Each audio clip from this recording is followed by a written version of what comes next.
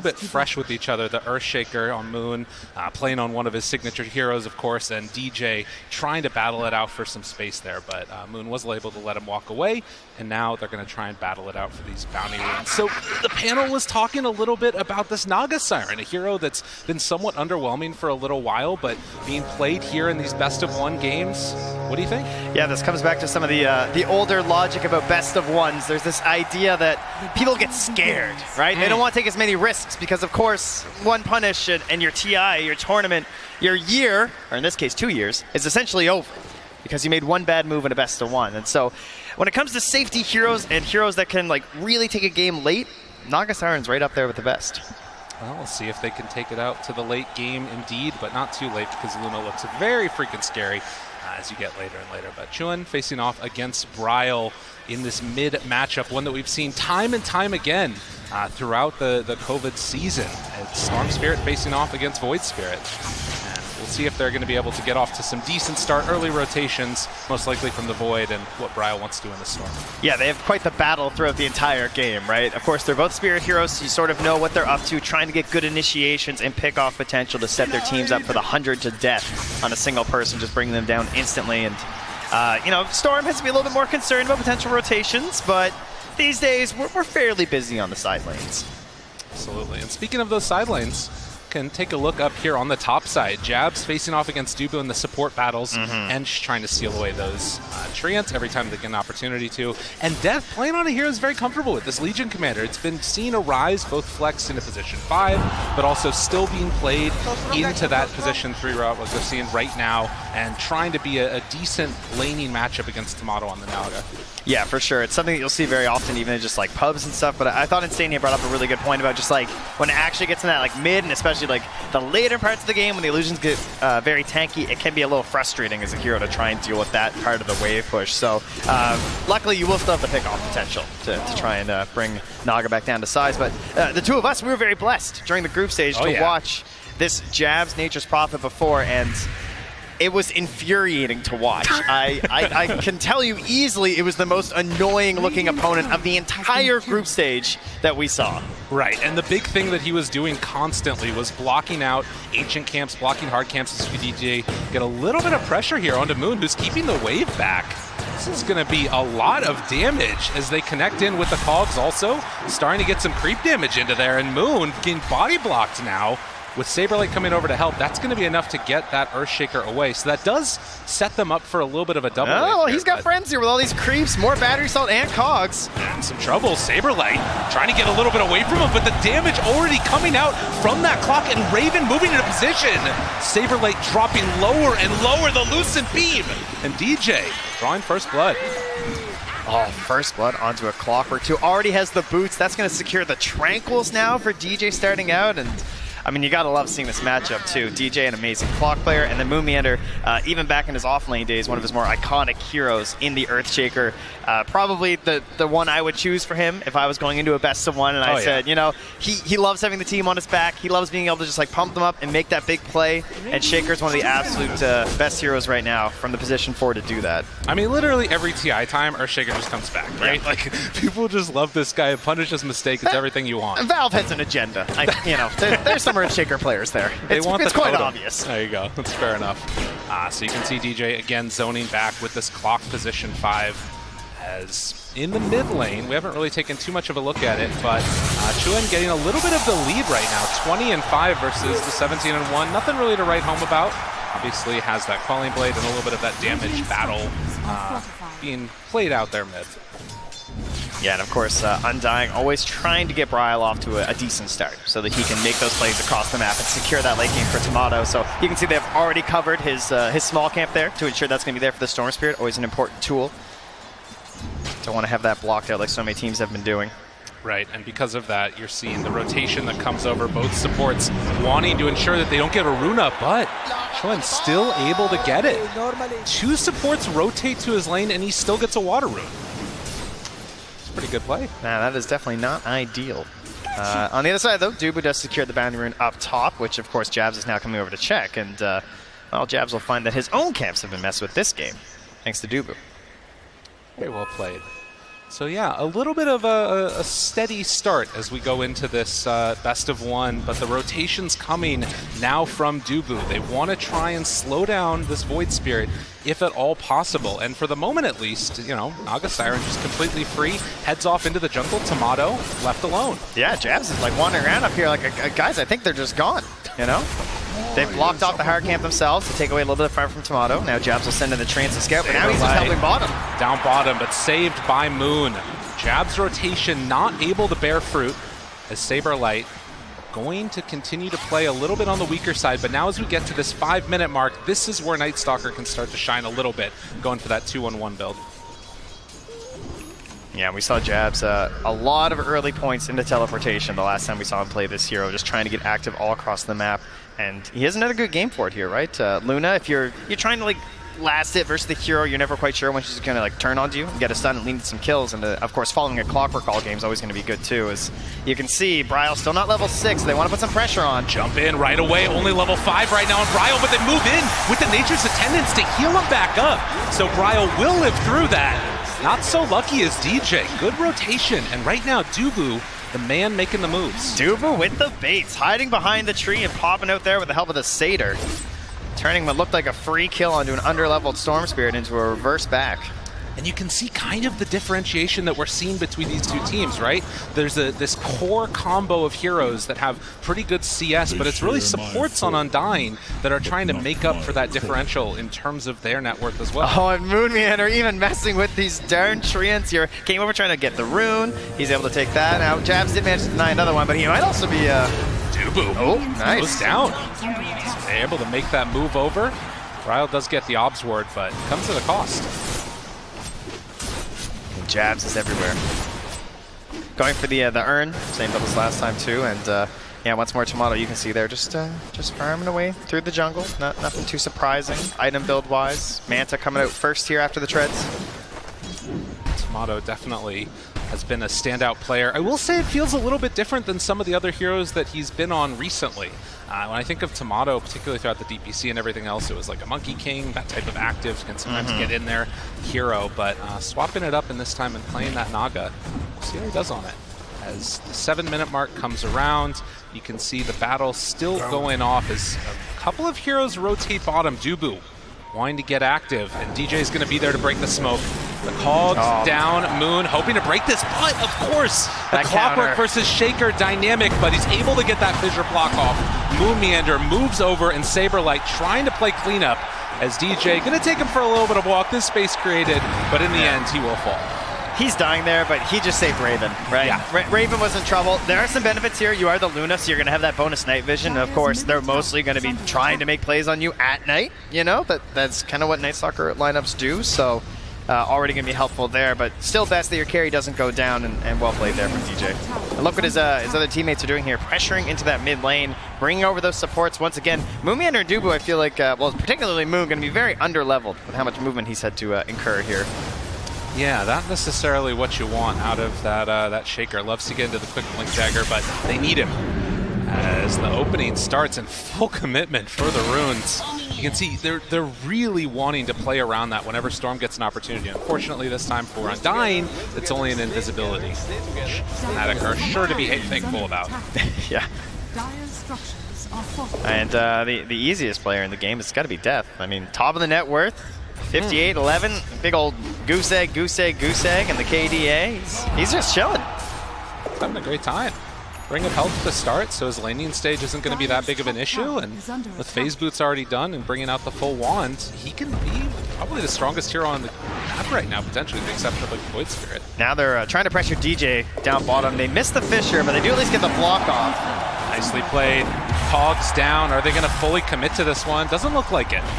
And instead, they will let him live for the moment as top tier 1 tower goes down. They're trying to mirror this movement and put some pressure on the bottom lane. The second Dubu couldn't contest top, he TP'd to the bottom lane. Has to come down here, grab a creep. Of course, one of the weaknesses of Enchantress, you're not exactly the best at going from one end of the map to the other if you've recently enchanted a creep, but we'll just grab some creeps here and start hitting away. Absolutely. Radiant structure. Top lane, top Bryle. here. Yeah, this should be a really easy setup. Active, and there's the pull-in. They've got him caught for the moment. Gonna pop ulti from Saberlight as the chase down comes, and yeah, there was just absolutely nothing Death could do as soon as Bryle was there. Also, on the other side, find themselves 1 kill, pulling back onto Moon. Look at this, FNATIC making the moves that they need to as they find 2 in return. Yeah, perhaps Death sort of knowing what he's doing up there, right? Being that far in the lane, I'm sure expecting that a rotation would be coming, but you saw what a struggle it was to even bring him down there, right? Taking 2 of the core heroes, so easily able to jump here, yeah. And again, DJ gonna be caught. Tomato trying to run him down with those illusions, but they don't have the ability to chase any further. He has wasted so much of their time. He really has. Yeah, he's trying to take the crown of most annoying support player on FNATIC, it seems, because it feels like they're just constantly chasing him, bullying him back. I mean, think about when they dove him behind that tower. That tower is still up down bottom. Yeah. After all that, right? So plenty of space here, and gives Raven a little bit of safety as you move through your own jungle and up to your Ancients. You can see the line even being drawn by DJ saying, all right, bottom's mostly done. We're going up the top side of the map here. I want to push them away from our Luna's new camps here. So in towards mid they go yet again. Onto Saberlight, the pullback, the rundown. Do they have enough though? Doesn't look like it, but the clockwork hook shot in afterwards. They got Moonmeander locked down and killed. Last time Saberlight gave up his life, this time they turned around and take down Moon instead. And now it's pressure onto the middle tower here. The next lane to perhaps go down here. Catapult Wave is here. Saberlight being zoned back. And they just can't do anything. And in fact, Saberlight, if he's not careful, he might also fall. So Chua and DJ making the moves, taking down this mid tower, and if Undying aren't careful, they're going to get shut out of their entire map. I see 5 heroes, I see 4 points Lunar Blessing, and I see 1 very dead tower. This is deadly for Undying. They will also deny that tower down bottom. So even when they're finding tower and objective kills on Undying, it comes at a cost. Undying picking up some extra gold from that one. Oh, surely they got to get this one, right? Oh, the DJ. toy. It's just away. They're playing it too clean right now in FNATIC. This is really solid Dota. I feel like, wait, you heard, well, I'll have to wait for this one. Oh my God, immediately into the Cogs pushback. Dude, DJ is everywhere. The amount of resources that have just been wasted by him is absolutely ridiculous. I mean, Stormy, you need every bit of mana right now, right? You're playing a hero down. They're willing to bring 5 heroes to a fight. You are not. So Storm has to do a little bit more lifting than is required from the Void Spirit, and hard to do that when you're constantly being annoyed once more. Well, and some of this obviously is going to be, as we see Jabs also there, denying one of the bounty runes with those treants. That's the other thing that he was doing pretty consistently. But they haven't really been able to find good runes for Storm, even though they've gotten each of them. The Invis that one time, we saw just now an Illusion rune picked up as well. Not necessarily there for kills, but this one at least will allow him to play a little bit more aggro. Chua, in the meantime, trying to get into the Yule Scepter.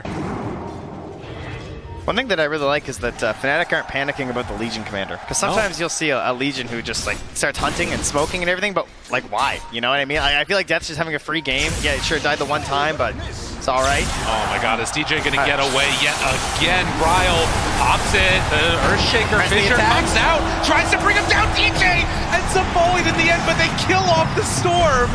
What a cost! Echo Slam afterwards, trying to find something right now for Undying. Can they get any more? Juan backs away, but there's the duel going to connect now onto Saberlight, and with Raven moving in, it's going to be another one biting the dust. Undying lose 2 in exchange for 2, but it's much bigger with the mid and off lane going down. And on the other side of the map, you can even see Tomato trying to hold this game together for his team, being chased around by the treants. It looks like he did get the spawn at the very least this time, so will have some Ancients that he's able to farm. Not taken away for once, but so much pressure, and there's the replay. All for a D-ward, of course, and DJ almost getting away with another Tumbler's toy. Unbelievable. And just so much that press the attack right there, too. Yeah. Just a little bit. Oh, unbelievable. And then the Echo, obviously, to try and turn whatever they could afterwards, but by that point, having lost the Storm, it already felt so bad, and a quick and easy duel rundown. So with that, FNATIC take a 2,000 gold lead. At the very least for Undying, the saving grace, Tomato. Been able to get some AFK farm sitting top of the net worth. What does this Naga need to do in this game? Well, wants to contribute sooner rather than later. So currently eyeing up an Orchid, which I would say would be quite a good option here. Yeah, Void's going to have the Yules early on for sure, but you know, Storm's not going for an Orchid right away. Tend to try and avoid that these days on the Storm Spirit, as DJ will shove back his opponent there. Almost able to connect. The Tumbler's Toy doing a lot for that Clockwork. Maybe one of the best Tumbler's Toy games that I've seen in a while. Able to make a lot of escapes as well as a couple of those initiations. Didn't quite connect that time. But still, Saberlight backs out, and you can see that Undying are not being completely zoned out of the map. They're still getting some good farm, able to farm all the lanes. Yeah, there is a bit of the vacuum effect happening, though. This tends to happen with your Terror Blades and your Naga Sirens, where maybe you have a greedier support on your team, right? Like perhaps an Earthshaker. We'd love to get a Blink Dagger at some point, but it can be very difficult to actually find that safe place to farm. Because you've got Naga Sirens pushing out these waves and getting the creeps further and further from your base because you're just so necessary that you pump this Naga Siren up as much as possible. And you can see right there as well, they brought in Bryle to bottle that bounty rune, worried a little bit about those treants taking it away. So 15 minutes now as the bottom lane will get pushed in again by these illusions, and Raven feeling fairly comfortable trying to queue into that BKB next. Yeah. I definitely worry for Undying when this BKB comes out on the Luna. I feel like it's going to be very tough timing for them to fight. And you're also looking towards a BKB next onto the Leech Commander melee eventually. But for now, it is the Blink and the Hood looking for a kill. And look at this. Wants the first duel win of the game. Saberlight, gets caught off in the trees. Not often you get the Night Stalker at night. But when you have that clock vision and initiation, it's easy as pie. The Max Lunar Blessings are so good this game. Like, it's such an excellent idea to use this versus the Night Stalker. Just run into their territory and take away that advantage the hero's supposed to have. Like, it's difficult to prep for the setup that you're supposed to have this edge over your opponent. Oh, it jabs. He's hunting. He's looking. Ward behind. Oh, they got him off in the trees. FNATIC, they find themselves a target. Echo just to try and escape, and they won't be able to. Now Bryle looking to try and turn onto this, but another call's pushback. The Fissure onto Luna, getting a little bit of separation. And Jab still back here. Might have gone a bit too far finally, but the rest of FNATIC is moving in as well. They jump forward, find the kill onto Moon, trying to get that finish. DJ jumps in, but Chuan right on top of him as well. The jump from Death turns to the kill. Saberlight wants to clean up, but do they have anything left in the tank? Chuan gets the TP away. Raven, BKB, TP's out. A good escape from FNATIC, although they might be able to play a little bit of cleanup there. Death, blinking one, gets out. Not going to catch any of the stragglers. Overall, I would consider that a pretty big win for Undying, considering how that fight started. First off, even more so, perhaps. He stuck around the jungle for a second. I think everyone else is ditched, though. They're not coming. We're fine. Yeah. But, yeah, they hold the tower. Right now, that's the name of the game for Undying. They're just trying to slow things down, extend this game out as far as they can. And it's only a 2K lead, whereas it feels like, for a lot of this game, FNATIC have been in control. It's true. That's the thing that's kind of interesting about it. Using that first BKB charge, if they do start to wear down a little bit low on FNATIC, that's where maybe you're overextending slightly and things could get a little bit dicey. By the way, Orchid done on Tomato. Gotta be careful here, FNATIC, as they smoke into this. And Dubu, they need Tomato here. They're gonna break it immediately onto Dubu. Let him go. Ends up dying, but the hook shot will get roared for more. Saberlight, he's also caught. Has to back out of there. He's dropping down lower and lower.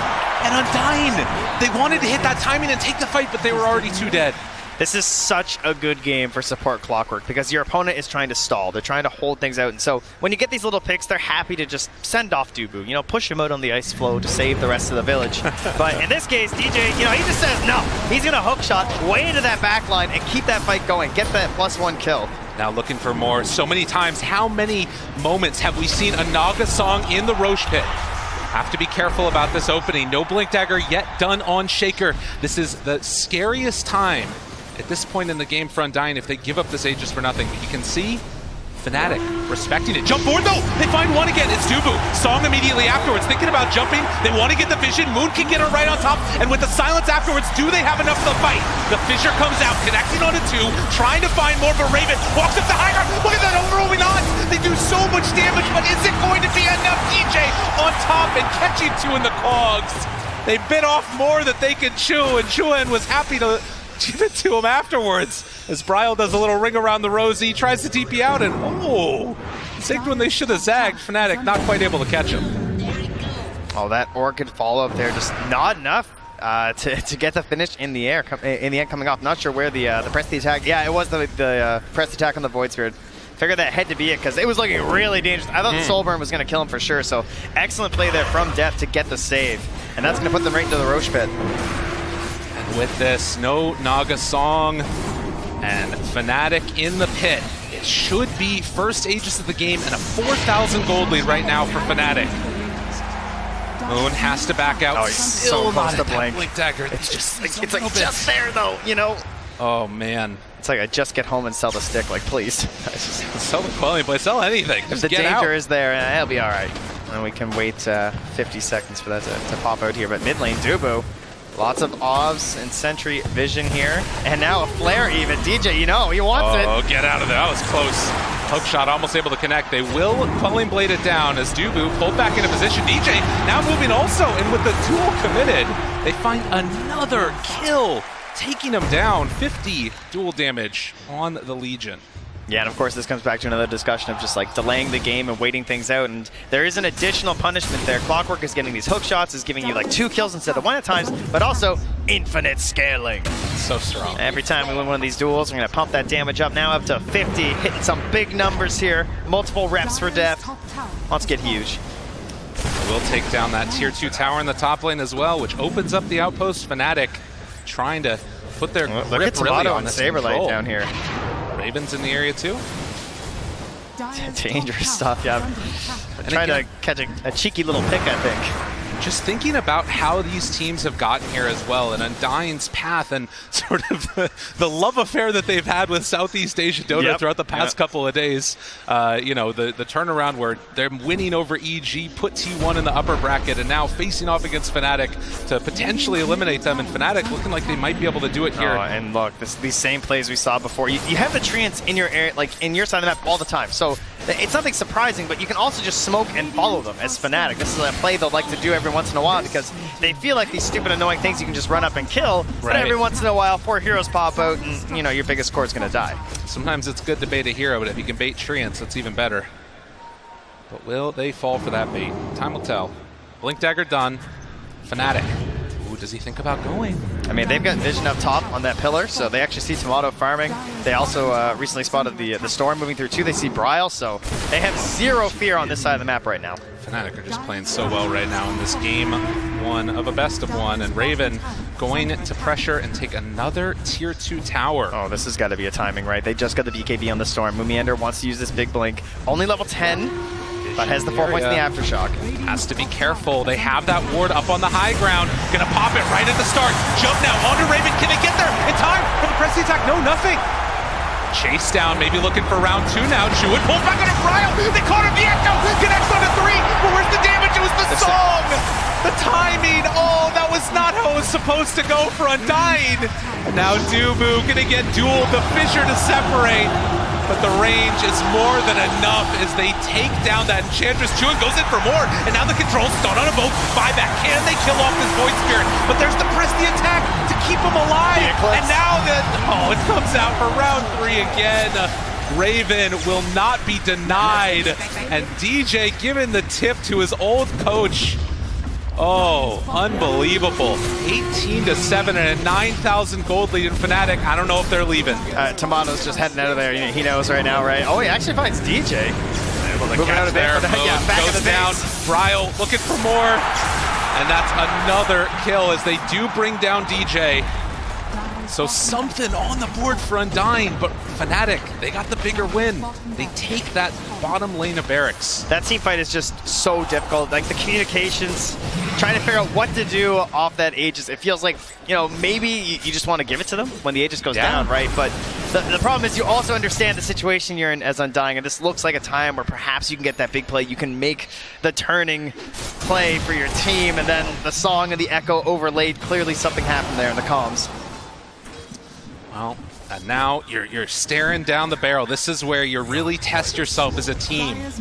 Can Undying hold off the pressure from FNATIC? FNATIC, again, 2 TIs in a row going out in this position. They want this year to be different for them. But will it happen? Can they close this one out in a dominant position here? Oh, right back to the same spots here as FNATIC take the bottom, top. Again, still under that ward for Tomato and Bryle. Talk about value vision here. They're going to know the Storm TP back home, though. Free tower being hit. Raven, Scotty done. And Tomato hoping to stop this, but the jump in from downtown wants to find 1 kill. Can they get Raven? Hanging on to that BKB, no fears. That shard there. It's too strong. And with Saberlight dead just like that, they can go for another round as soon as they regen back up to full. And they're just showing Raven a lot of the times. DJ's like hiding in the side trees, right? You have that big counter initiation play ready from the clockwork. Death is there also, has that press the attack ready at a moment's notice. They jump again, but can they find a kill? The taunt afterwards on the Moon. The captain is going to be found, but will he die? They have the song to separate it a little bit, getting Moon Meander out of there, but they've already lost Bryle. I don't know if it's going to end up mattering. He wants to save his captain, but they can't save his life as Death comes in with one more press the attack. Rax falling in the mid lane. FNATIC, they won't be denied. They played masterfully this game. They took such excellent little risks in their play where they brought heroes maybe a little earlier than you'd expect, but utilizing that aura again to just fight with numbers and take the most important team fights, and then also the coverage they have here onto Raven. They make his life so easy with the press the attack, the defensive hook shots to come in and cover. And again, how do you initiate? The silence. They've got no way in right now with the Earthshaker dead. They're ready to go for round 2. Look at this. And FNATIC, they're playing so safe. They know the only way that things can get really bad is if they all get caught, but there's a way to catch one. Jabs, under control, Raven just gonna TP out. Very well played, Jewett. Oh, he gets caught. All right, big one, big one. Undying, able to find something on the way out of this as they chase down Jabs and now gonna kill off this Void Spirit. Glimmers here. Silver linings around a stormy cloud that's been this game. Yeah, it's a very small rebate after losing a couple lanes of Rax here, but the game continues. It's a best of 1. Surely they're going to fight this one right to the end. And we have definitely seen wilder comebacks at TI. There's no doubt about that. Well, and thinking about, buybacks that potentially could come out in a little bit here, we can sort of keep our eyes on that as something that Undying right now only have it on the Shaker. They got to go. They got to keep them off balance. Void Spirit's still down. Go fight. Looking to use this dunk. Looking for it, but they get vision yet again. Raven there. Hook shot in. Look at the big old hit as they come through onto both of them. Just like that. FNATIC take 3. Yo, Raven's pretty good at Dota. Gotta watch out for that man. Feels like they just had such a good read. They have such deep vision as well, of course, on the side of Undying, or rather on the side of Undying's map, so FNATIC know sort of the options they have to try and get back into this game, and right. I definitely appreciate going for the risky play, because you can't sit in your base right now as Undying, or you're just going to be doomed. Out here is not even in the game. Well, they just picked Nagasar, which works in a different sort of dooming, it seems. DJ, what a performance from him on this clock.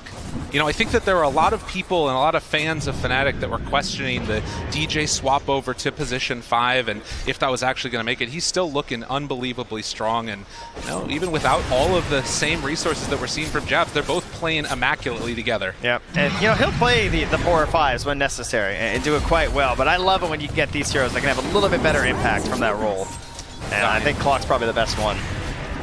Again, trying to hold off this pressure, but Raven is again going to walk up high ground, and Saberlight, hoping to stop something here, wants to get in the back line, but the taunt is there. A little bit off the mark with the Remnant. Raven still standing up one last Rax here. And it's going to go down as they jump into the back line. Bryle wants to get this kill on this Legion Commander. A good jump to the other side afterwards, but Saberlight down low. Raven walking in right on top. They find him on the back line again. Moon caught, Moon killed, and GG is going to be called as FNATIC. They're just a little bit too clean in this one. They're so strong, FNATIC. Strong enough to survive the best of 1 at TI, and look at that. That's relief. That's what that is. Absolutely. And again, you think about this roster at various different points, and Dubu there, obviously. Heartbreaking loss for Team Undying, and FNATIC able to move on for the first time in a couple years past this round, as they will win the best of 1s. Man, what a series, what a story, and it's only 1 of 4 today. Yeah, that was some beautiful Dota. I think FNATIC really just showing the strength of a unit there, right? That was a very crisp team play that we just saw. Well, as these teams will exit the stage, we get ready for the rest of the best of 1s, and of course, head on back to the panel again. Fantastic performance from FNATIC here. They survived that best-of-1 first round here in the lower bracket. They, of course, got a long run ahead of them, but at least from this point